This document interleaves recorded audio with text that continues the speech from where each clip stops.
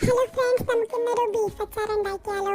ആദ്യം 1 കിലോ ഇറച്ചി ഉപ്പും മുളക് പൊടിയും മഞ്ഞളും ചേർത്ത് വേവിക്കുക. വെള്ളം കൂടുതലുണ്ടെങ്കിൽ അത് വറ്റിച്ച് കളയണം. നമുക്ക് ഫ്രൈ ചെയ്യാനായിട്ട് നല്ലെണ്ണ ഉപയോഗിക്കാം. ആവശ്യത്തിന് എണ്ണ ഒഴിക്കുക.